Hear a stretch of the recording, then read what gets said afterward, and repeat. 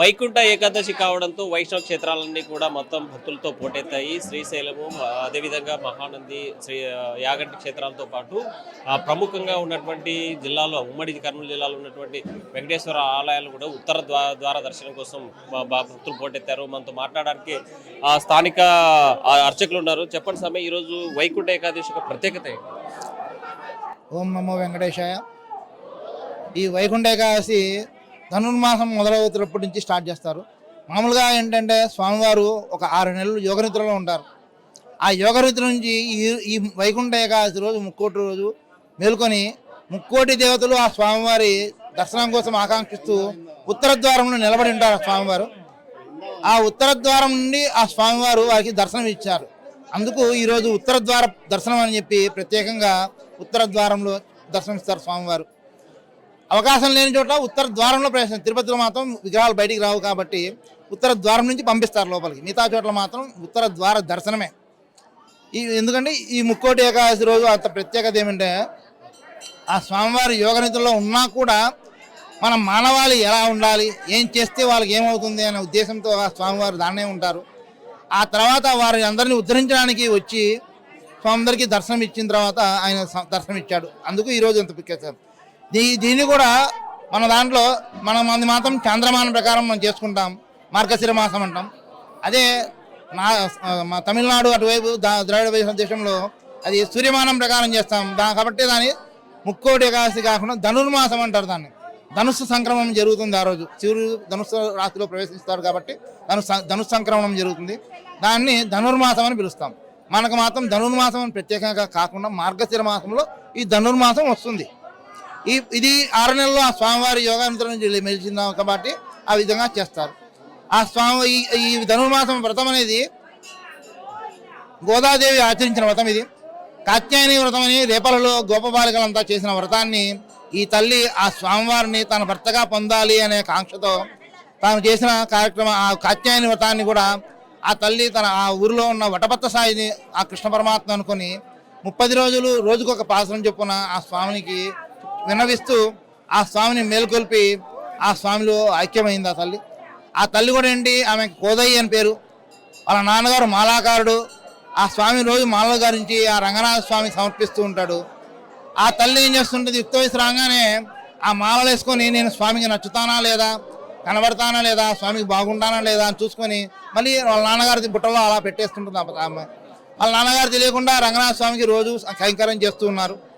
ఒకరోజు భక్తులు పూజారులు చూస్తారు, ఆ తల్లి యొక్క కేశం ఒకటి ఆ పూలలో వచ్చింది.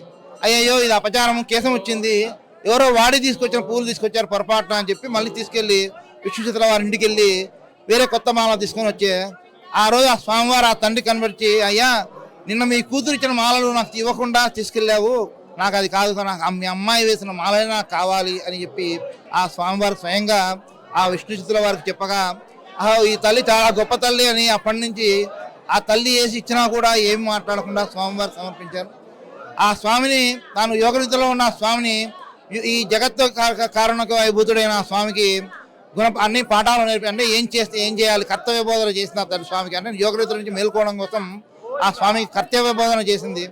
అటువంటి ఆ స్వామిని తాను పొంది చివరిగా మనకు కూడా ఈ 4 రోజులు ఆ స్వామివారి కైంకర్యం చేసుకుని ఆ స్వామివారిలో లీనం కావాలని చెప్పి ఆ తల్లి అందరికీ మనకి ఆ తిరుప్పావు అనే కార్యక్రమాన్ని మనకి పెట్టి మనకి మంచి ఆ స్వామి తల్లి చేసిన మంచి సేవ అది. మనం కూడా ఈ ధనుర్మాసంలో 30 రోజులు ఆ తిరుప్పావు సేవ చేసుకొని ఆ స్వామిలో లీనం కావాలని చెప్పి ఈ భక్తులందరికీ ఆ విధమైన ఆకాంక్ష కలగాలి అని చెప్పి చేస్తున్న కార్యక్రమం ఇది.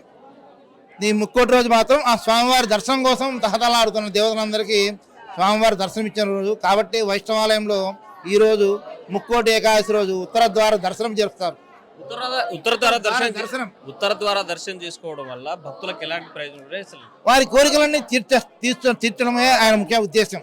మన భక్తుల యొక్క కోరికలు తీర్చడం కోసమే ఆ స్వామి ఉత్తర ద్వార దర్శనం చేసి వారి కోరికలన్నీ తీర్చిన స్వామి ఈరోజు.